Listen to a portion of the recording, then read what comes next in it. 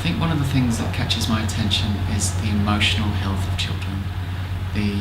I've heard over the years talk about emotional intelligence and read books about it, but to actually understand it in a practical sense and to teach it. I used to teach children confidence, and I teach them using concepts. I'd explain, knowing who you are and being good at something. It all sounded very logical to me, but I've realised that teaching children concepts doesn't work. They need to feel what confidence is. They need to feel that in their bodies. Mindfulness, in a way, is a way of having the consciousness reflect on itself. You actually become self-aware of your own thoughts and feelings. But it's not a thought, it's not knowledge that I write down in a book, it's an actual feeling. Most of the time in my role here at school, the problems arise around kids who find it hard to deal with conflict, anger and negative emotions. And what tools have we actually given kids in the past to deal with that? We haven't really taught them how. We've said, it's okay to be angry, but we haven't really said, what can you do? So this year, 2014, in the Nelson region, we've taught at Ngāti Primary School, Mahana, Victory. Pretty good. Over the 8-week program, we do lots of things, lots of cool things. We balance it with some fun and some games, but really coming back to the same thing. Mindfulness in sitting, mindfulness when standing, mindfulness walking, eating food mindfully, being present for the flavours, recognising the changing nature of everything, that emotions come and they go. Interesting, so simple stuff. Helping young people feel their feet on the floor, Basic instruction, feet on the floor, 3 mindful breaths.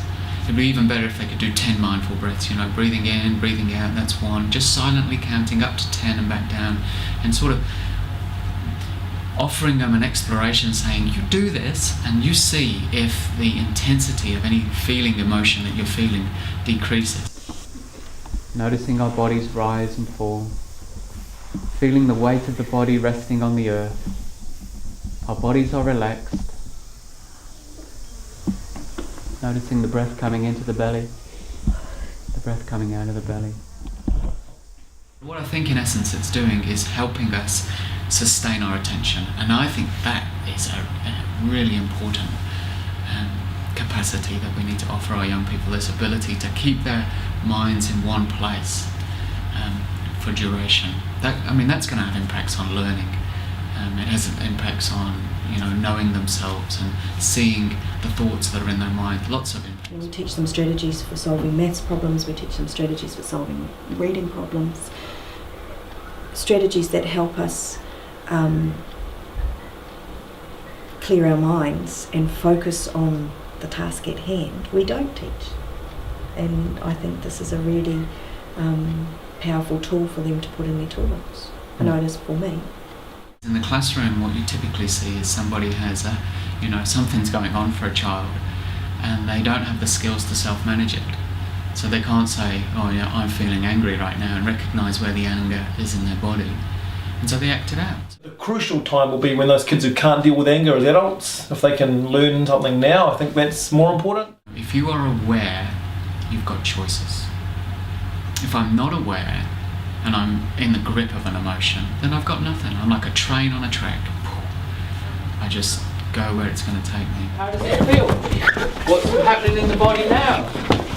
Children would benefit from being taught that when they're in a difficult, upset state, they need to know for sure that it's going to change.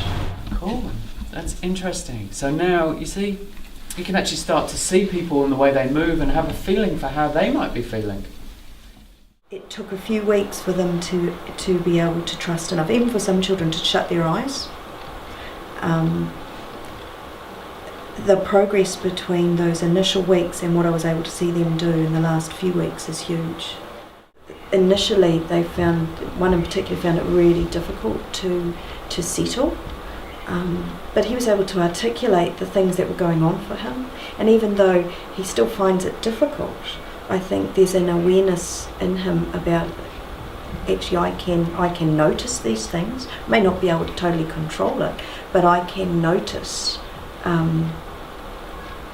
when I'm not in control, and I can actually do some things to help me focus and bring myself back into this one time, and that's powerful. The more awareness, the more choice. I can't see the limit to what awareness can bring in terms of bringing greater freedom and a greater capacity to function well. It's great, it's beginning, it's flowering, and I can see the positive impacts on the students and the teachers. It helps people relax, and it's helped me relax. And it's made me feel a lot more comfortable in the environment I am. Like if I'm nervous or like anxious about something or worry, I can just say like, take the 3 breaths and kind of just like know I have enough time to calm down and everything and do what I need to do. I think it's going to help our class because we're pretty noisy, and I think if we did it, carried on, we'd be a lot more calm class. I learned how to not manage what you're doing all the time. I learned to trust you enough to let you manage your own behaviours. I learned that if you're calm and relaxed, you can notice things you never did notice, and not only in eating but also physical activity. That feeling can hurt you, but there's a way you can stop them from hurting you. I found out when the bell rang, I don't have to worry about anything outside, but worry about here I am. There's definitely been a change in the way I talk to the kids and the way I manage the kids. I think if we all tried to do mindfulness, it would help the world a lot. You ready to do it together?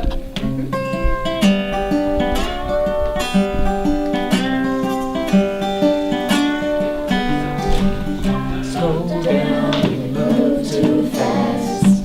You got to make this moment last now. Just sitting here, watching our breath.